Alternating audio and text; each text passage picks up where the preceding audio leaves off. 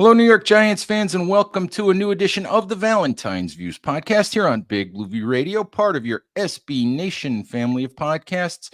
Please like, share, and subscribe if you're watching us on YouTube, and subscribe wherever you listen to podcasts across the Big Blue View Radio network. All right, we are here on a Tuesday morning to talk about the Giants-Eagles Christmas Day game. Near Christmas miracle for the Giants, but it wasn't quite to be, as nothing ever seems to work out perfectly for the Giants when they go to the link in Philadelphia. But here to help me talk about it is Tony DelGenio of Big Blue View, as usual, the day after games. Tony, hope you had a good Christmas and hope everything's good in your neck of the woods. Yes, we had a really nice Christmas. Thank you, Ed. I hope you did too. Yeah, I did, except for the darn NFL scheduling the Giants game right in the middle of what was supposed to be Christmas dinner at my son's house. Yep. So Well, I hate when the Giants play on Christmas Day or any time like that. My favorite is still Sunday afternoons at 1:00 is when I there you love go. for the Giants to play. I like Sunday at 1 because that means I get to bed at a normal hour and all that Mhm. and all that stuff. But anyway, Tony, let's talk about Giants Eagles. And I know that you only saw the second half last night, but I saw I selected parts of the first half, but not all of it. selective parts of the first half when you were cheating and probably not paying attention to what you were supposed to be paying attention to. Yeah. Uh-huh. There you go. That's how that goes.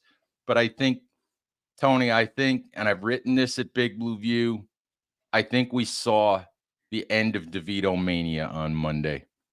Tyrod Taylor coming in the second half and nearly helping the Giants pull off that upset. But I think that like Linsanity ran its course, like a lot of these things run their course after a while. None of it is Tommy DeVito's fault, but I think we saw DeVito-mania run its course last night.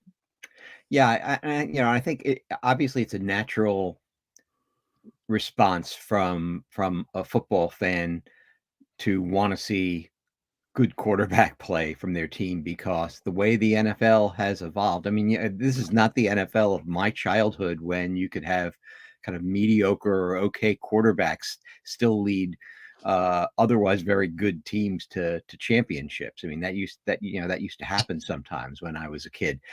Now it's such a passing driven league, such a quarterback driven league that you have to have excellent quarterback play if you hope to win or even contend, I think, for a Super Bowl now. And so it's such a natural reaction to want to see any sign of hope at that position.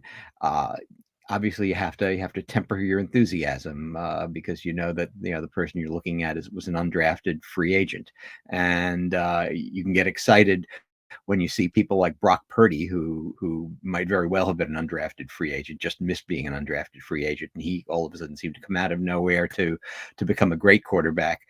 And then last night he came down to earth with 4 interceptions finally, and it'll be interesting to see how that plays out in the future for San Francisco. But I don't, you had a piece a couple of weeks ago where you interviewed several NFL draft experts about Tommy DeVito and asked for their take on them. And I think one of them might have been Matt Waldman that said, it takes like 4 to 6 weeks to get a book on any new quarterback. And then when other teams kind of figure out what that quarterback's strengths and weaknesses are, then they start to game plan. They have enough on film. They start to game plan against it. And they take away the things that he likes to do and so on and forth. I don't know whether we're at that point with Tommy DeVito or not, but certainly in terms of the schedule that Matt Waldman gave you, it's kind of right on schedule that the carriage turned into a pumpkin.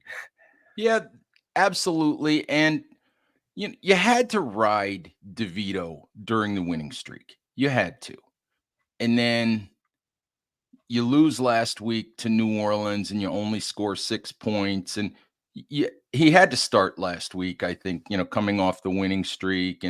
And all of this has been gravy for Tommy DeVito. He's done nothing wrong here. he's enjoyed the ride. He's getting his name out there. He's enjoying his 15 minutes of fame. He's making some money off all the attention, and good for him. But I've been trying to caution people that the Brock Purdy story is the exception and not the rule. Even the Dak Prescott story being a star, excuse me, star quarterback having been drafted in the 4th round is the exception and not the rule. There were limitations, and there are limitations in Tommy DeVito's game that are clear to see, including arm strength and sometimes just the fact that he's really inexperienced and doesn't see things beyond his first read sometimes, which is natural for a kid, coming, in his position. But this was going to run its course eventually. You could have argued that at some point last week, if the Giants were trying to win that game, you could have argued that maybe Brian Daboll should have gone to Tyrod Taylor in the second half of the Saints game. But absolutely justified to go to Tyrod Taylor in the second half on Sunday. I think it had been 7 quarters at that point since the Giants had scored a touchdown. And it was really, really clear in the first half that the Giants looked at this matchup against the Eagles, and they looked at this defense that Philadelphia had, and it's not a great secondary.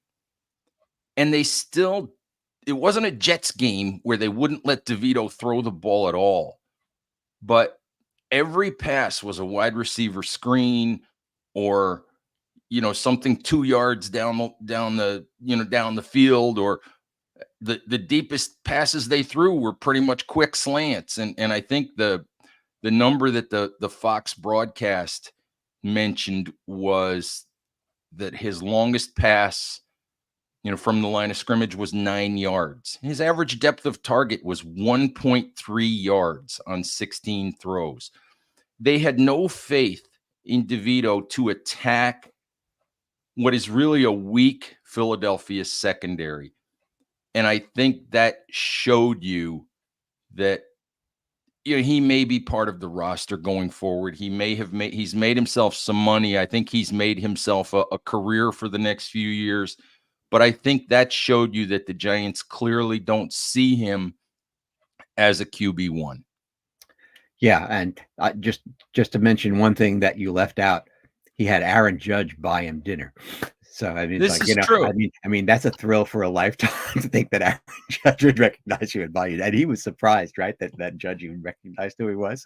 So good for him. But yeah, I agree completely. And I'll tell you the thing that bothered me, because I did see the beginning of the game, and the Giants come out with the ball, and what do on first down? They run Saquon Barkley into the line, gets 2 yards.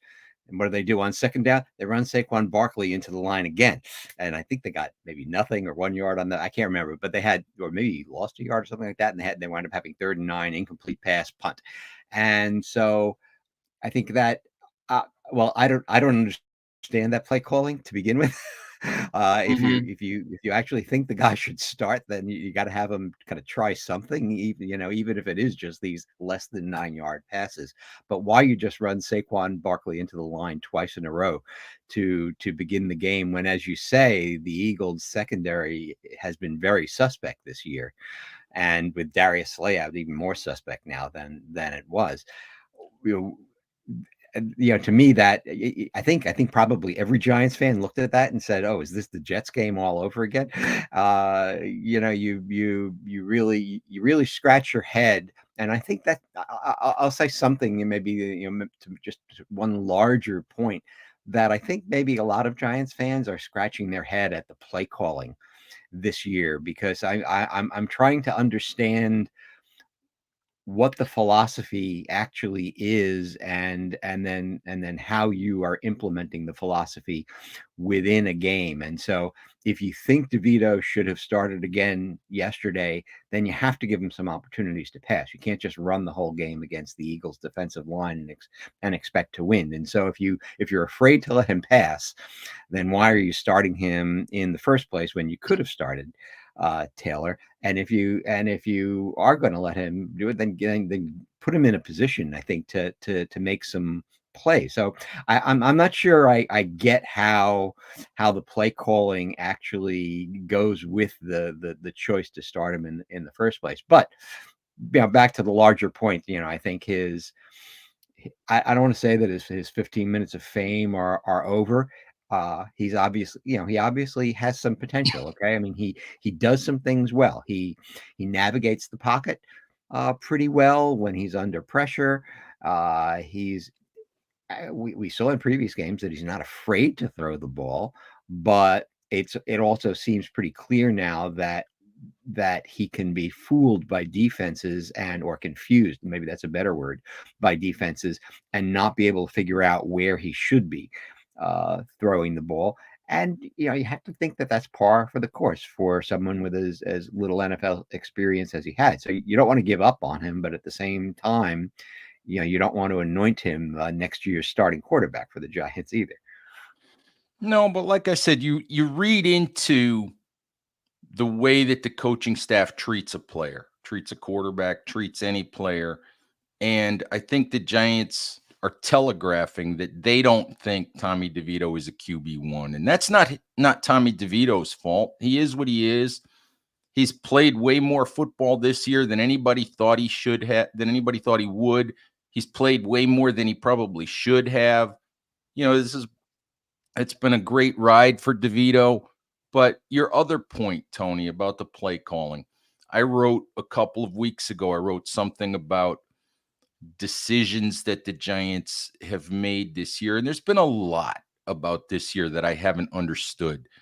And some of the play calling, and I don't know if that's, Mike Kafka or if that's Brian Daboll saying we're just going to play conservatively. This is what we're going to do. But I haven't understood a lot of things this year. The Giants, for example, Saquon Barkley, 23 carries yesterday. The Giants have, and I've said this before, when Tommy DeVito has been the quarterback, when Tyrod Taylor has been the quarterback, the Giants have ridden Saquon Barkley like a mule. Give him the ball, give him the ball, give him the ball, throw him the ball. Everything runs through Barkley.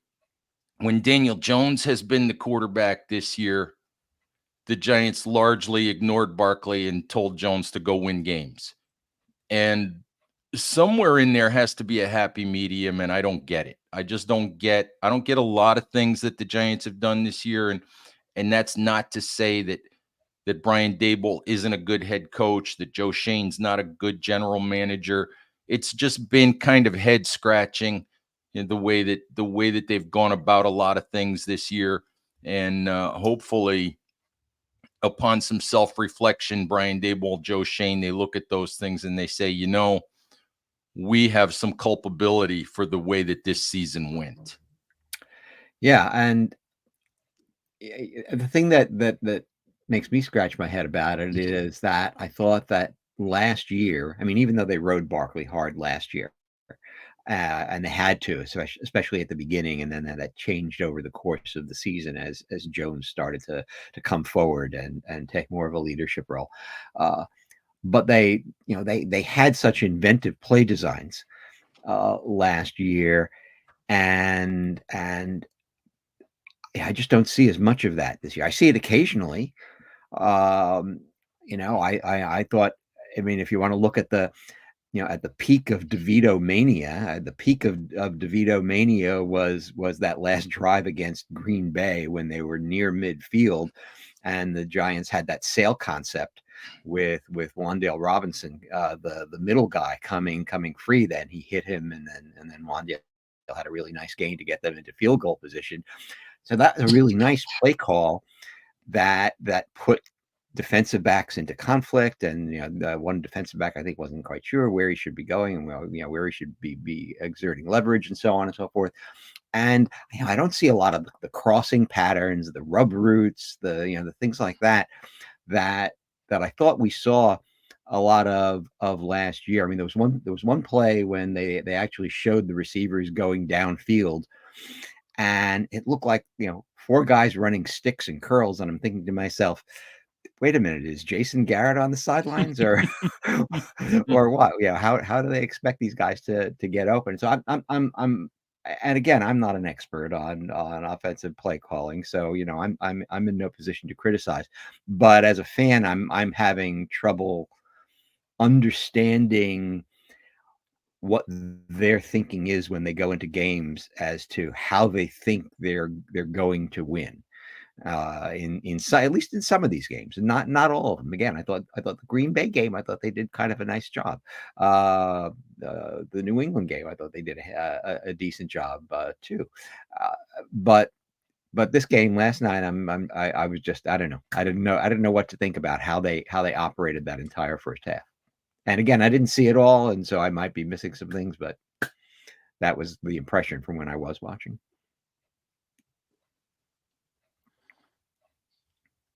Tony, let's talk a little bit specifically about last night and about the second half. And I know that there are Giants fans who are upset about certain penalties and the John Michael Schmidt's phantom false start penalty, which I'm sorry, that was nonsense.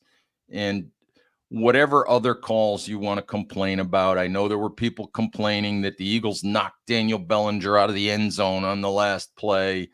That's never going to get called. It's just not. So it's not even worth discussing. But there were some odd calls during the game. The Bobby Okereke delay of game, which I thought was, I think Okereke thought the ball had come loose. Maybe he was kind of holding Jalen Hurts down a little bit, but you see NFL players do that all the time, and I kind of thought that was over officiating.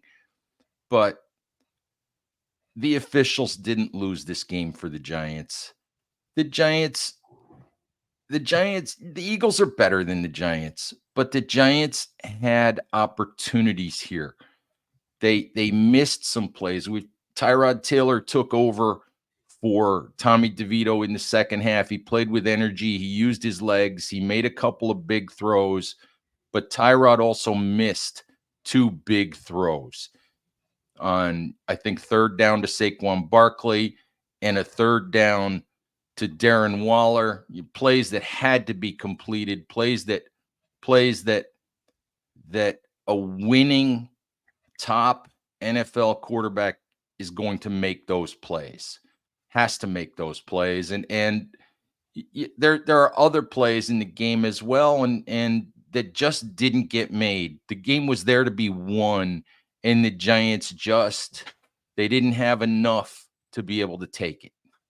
Yeah, I agree completely. Yeah, the two Tyrod Taylor throws that were, I mean, not just short, but really short. I mean, they were, the receiver is going out, and you're throwing the ball, and it's landing at their ankles behind them, and making it impossible to catch. Those were just awful throws, and that I think is I think one of the knocks on him is that he's very inconsistent as a passer.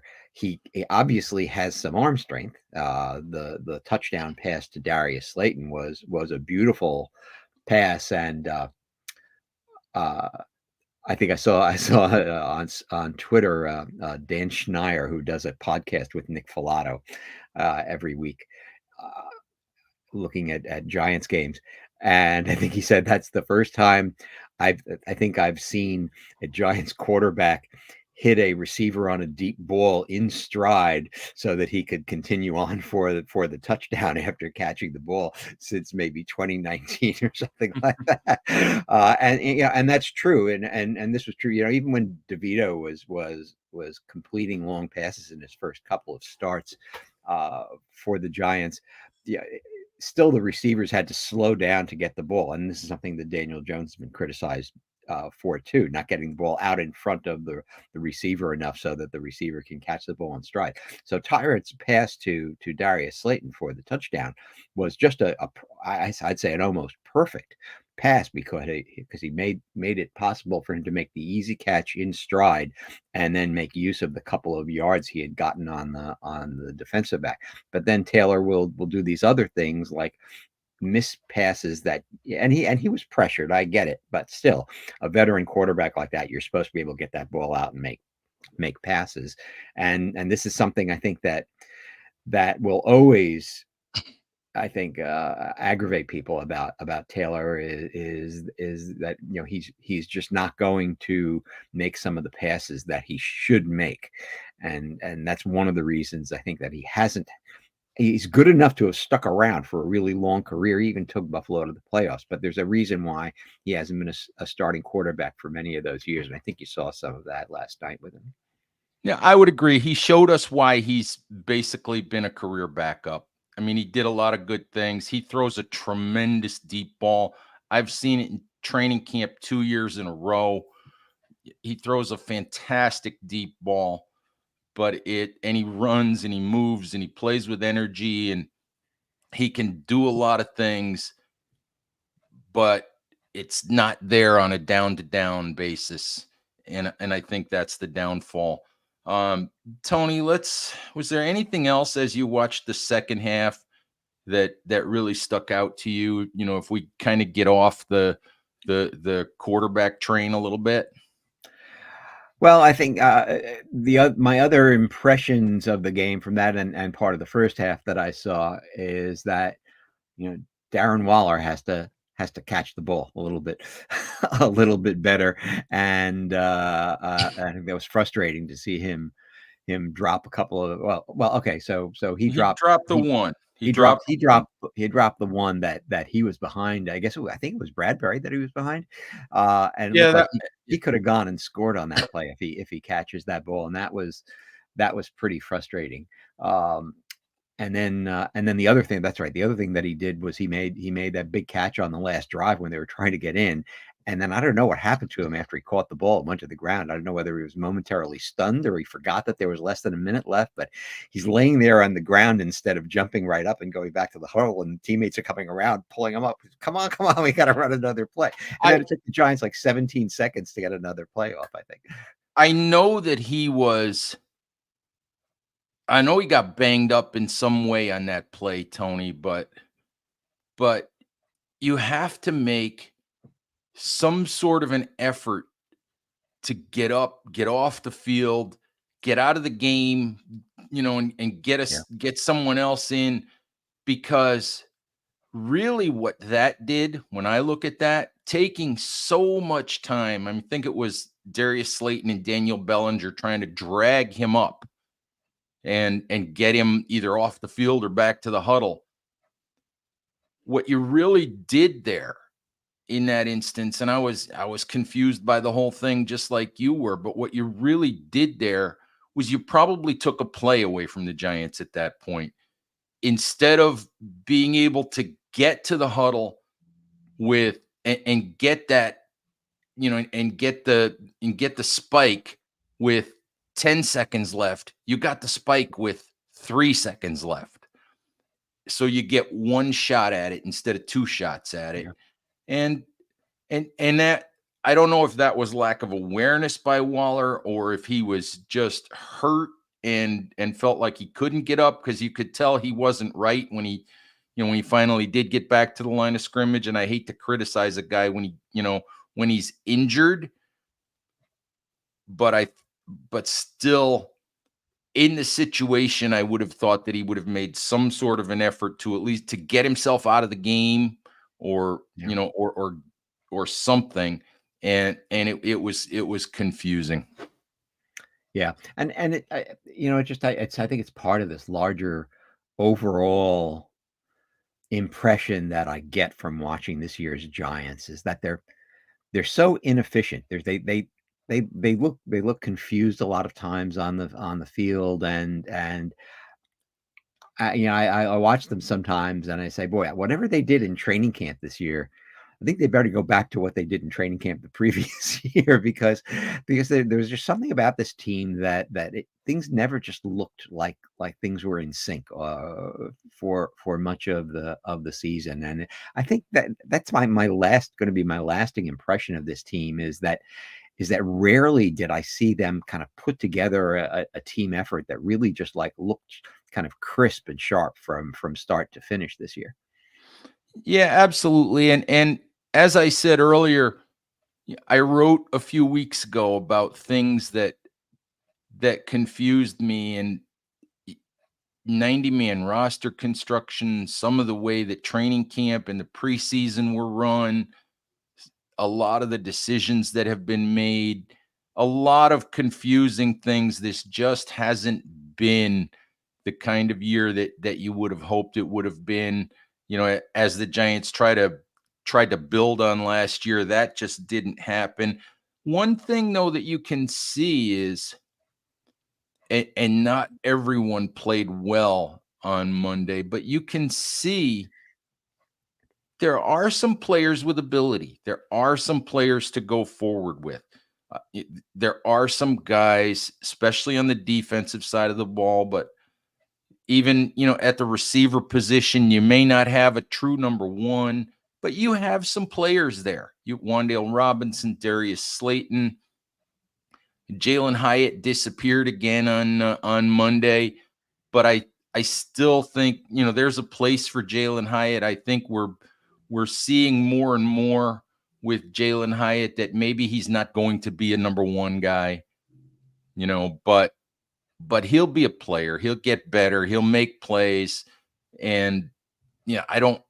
It was odd to me to see him play 35 snaps yesterday and never get a target, Mhm. but I think he'll be a player. There's some players on the defensive side of the ball to build with.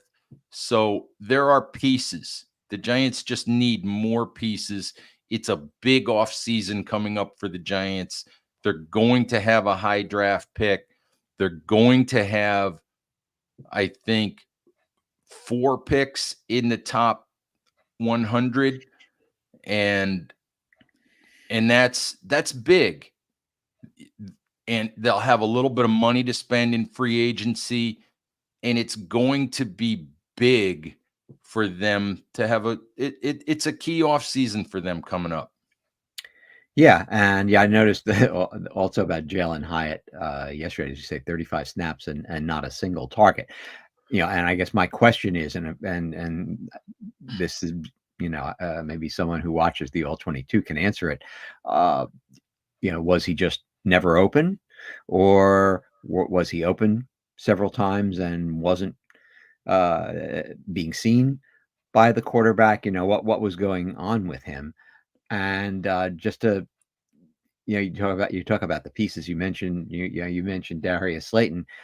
Just to point out that Darius Slayton's on track to once again be the New York Giants' leading wide receiver in terms of yards for the season, and it's not an impressive number. He's got like 500 something yards, but he's 100 yards ahead of actually Darren Waller, who is the Giants' number 2 receiver in yards this Mhm. season, which I bet surprised me. I would think it would surprise some other people because it Oh, seems like Waller has been kind of invisible, and then naturally he missed a number of games as well. But uh, Slayton has received so much criticism over the years that that if you actually look at his record, he's been a fairly productive receiver for the Giants. They actually have an interesting, decision with him next year because he signed a 2-year contract and his cap hit next year is $7.7 million, and they could save, I think, something like 6 of that 7 million by cutting him. They'd only have $1.5 million in dead money if they cut him.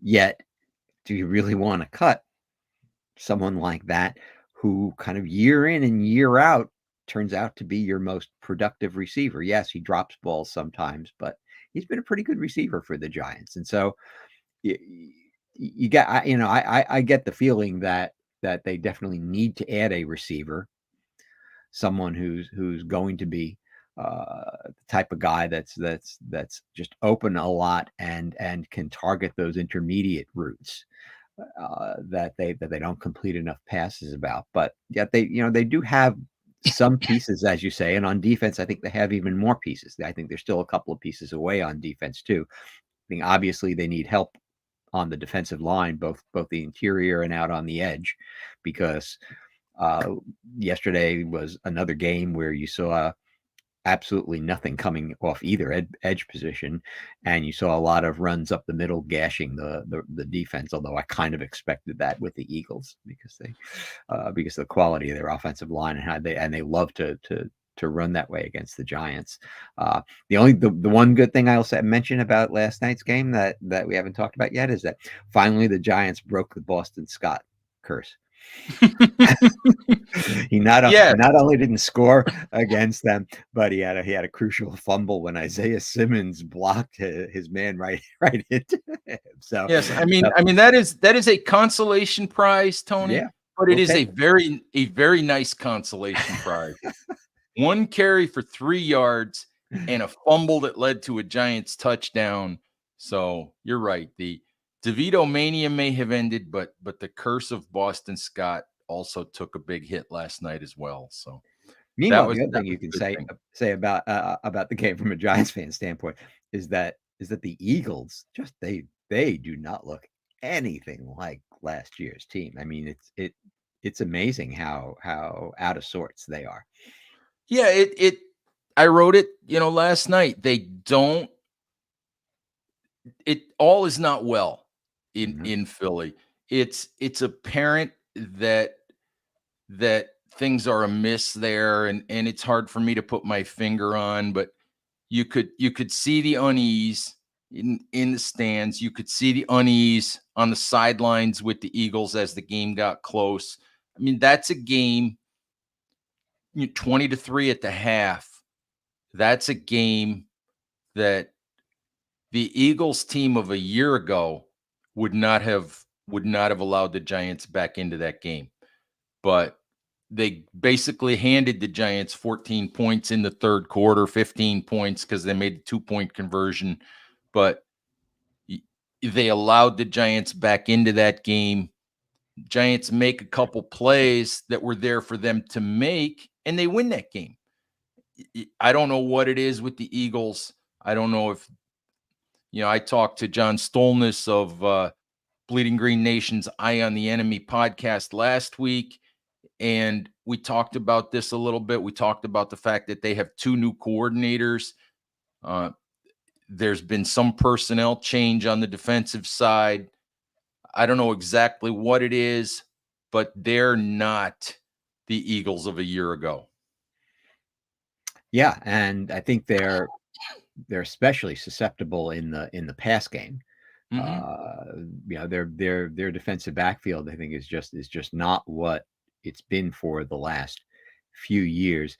Their linebacking hasn't been strong in a long time, although they just picked up Shaq Leonard, and I think he played fairly well last night. But yeah, I think if their defensive line is still formidable, and their defensive line still got pressure on the Giants last night.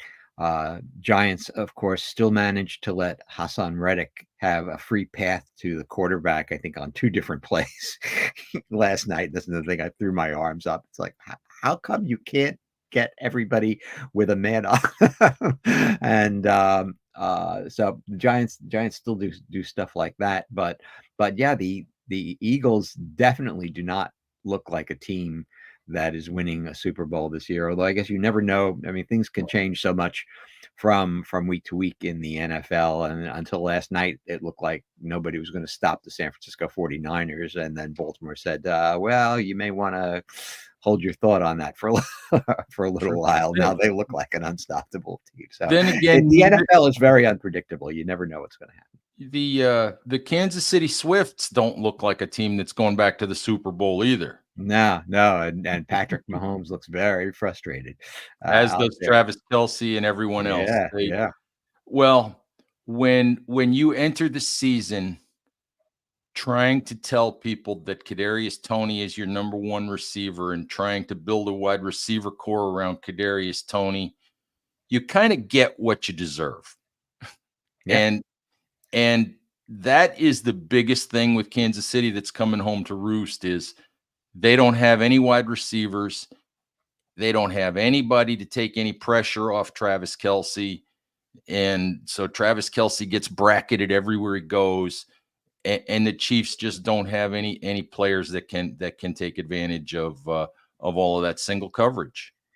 Yeah, and so I think it's pretty obvious that's what they're going to have to do in the off season. I don't know if they have any free agent money or not to spend, but at the very least, I think they're going to have to try to use their first pick on a wide receiver. I mean, they did draft Rashee Rice, who looks like he has potential to become a good receiver, I think. But I think Kansas City, definitely needs another a game breaking receiver, and they managed to get by last year without Tyreek Hill, but I think in the long term, I think you're seeing how much he meant to that offense. Yeah, back to the Giants. I mean, 5th overall pick. I think somewhere along the way they have to take a quarterback. I don't know. It's going to be really interesting to see if they do that right away or if they do that on day 2. But the long, interesting offseason, we'll have all kinds of time to talk about that. Anything in particular? 2 games left, Tony. Anything in particular that you're interested in over the last couple of weeks? Well, I think like many Giants fans, I'm torn between rooting for as high a draft pick as possible and still wanting to see the Giants win whenever I watch them play. I mean, it's just a gut reaction. And when I turn on a Giants game, I don't want to see them lose. When they do lose now, I immediately shift my brain to, okay, well, now that it's done, at least it helps our draft situation.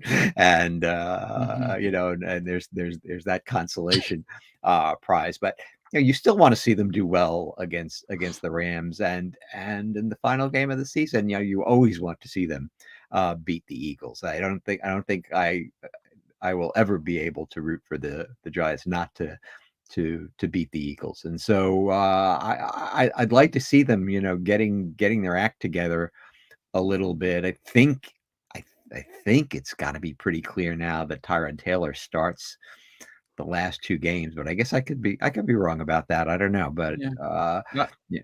I'm interested to see if Brian Dable commits to that today. I don't think he has much choice but to go with Taylor at this point. Yeah. I think it's clear, now that he made the switch yesterday, I think it's clear that Tyrod Taylor can do more than Tommy DeVito can at this point. But that'll be interesting to see, how he handles that situation. Tony, I thought of one more thing that I need to mention before we wrap this show up, and it's a Daniel Jones comment. Daniel Jones, a couple of weeks off his knee surgery, went to Philly with the team to support his teammates on Monday. And I'm sorry, there are morons on Twitter and on social media who are ripping Daniel Jones and just taking the reality that they saw a photo of Daniel Jones to rip Jones and say he shouldn't be the Giants quarterback and what's he doing there, and don't give him any credit. The guy went to support his teammates. If you're looking at the photo that you saw on Twitter of Daniel Jones and ripping Daniel Jones, that's not a Daniel Jones problem. That's a you problem. I mean, the guy went to support his teammates. Give the man a break. Yeah, and well, Twitter is just Cesspool. Cesspool is a good description of it, and Twitter is sort of nothing but a bunch of hot takes on things, and people have agendas, and Yes. so we have. I mean, the Giants situation for next year is as uncertain as it has been forever. They're going to go into the season not knowing who their number 1 quarterback is going to be. They're going to go into the draft. I think. Well, I mean, I don't. Obviously, a lot in the draft depends on how deep they think the quarterback class is. We've been hearing all college season that this is a deep quarterback class, and I guess we still don't know how many players are actually going to declare for the draft. But how deep do they actually think the quarterback class is. And if they wind up with, say, the number 5 pick, which is where they sit right now with 2 games left to go, and if the 2 supposedly top guys are off the board, or what if the 2 top guys plus Jaden Daniels are off the board? Is there a 4th quarterback that they think is worthy of drafting with the number 5 pick? Would they actually trade out of the number 5 pick to go down later in the first round and then pick up a quarterback there? Who knows? But as you say, somewhere along the line, if not in the first round, then I think certainly by the second round, they will draft a quarterback in this offseason, because they have so much uncertainty right now. You have your former starting quarterback coming off an ACL, and you don't know how long it's going to take for him to be healthy. He was not playing well before he got injured, and so there's that question going in. As you say, DeVito-mania is over, and I think now we're looking at DeVito as at best a possibility for QB2 by next year, but maybe more likely QB3 for next year. And I think Tyrod Taylor, unless he wants to come back for a couple of $1 million, I don't think they're going to pay another, say, $5.5 million a year. I think that was his contract for him. So the Giants quarterback room to start next season is just completely up in the air right now. And who thought we would be there at this point? But that, unfortunately, is the way things are. And I guess that's going to be the overarching topic of the off season. And whatever hot take you have about Giants quarterback, it's probably wrong. No matter what it is, no matter who you like, the odds are you're wrong. Probably so, Tony, and also unfortunate that Evan Neal was placed on IR before the game as well. We've talked about that a bunch of times. It's unfortunate that the kid basically lost most of the season in terms of development. It's unfortunate for the Giants that they enter an off season really not having seen enough of Neal to know for sure what they've got, which makes it more complicated for them to restructure this offensive line. They have a lot of complicated decisions to make there. So we'll see how that goes. But that for me, that was unfortunate as well. Yeah, and it's part of, I think, this overall narrative that this is just a completely lost season for the Giants, because not only let's just say they enter next season with, if anything, more questions than they had entering this season. And I don't think that's what they expected. I think this season they figured that they had made some improvements and they were going to see just how good they could be with the team that they have. I don't think they had any pretensions of winning a Super Bowl this year, but I think that they probably thought they were going to take a step forward, and they were going to answer the question of whether Daniel Jones can be that franchise quarterback. They were going to answer the question of whether Evan Neal can solidify the right side of the line, and a couple of other things. And they haven't answered either of those questions yet. And now they're 1 year later. And so, as you say, I think it's going to be a very difficult offseason for them, because they can't not make any moves. I don't believe they can go into next season without having drafted a quarterback no later than round 2. I would say they have to do it.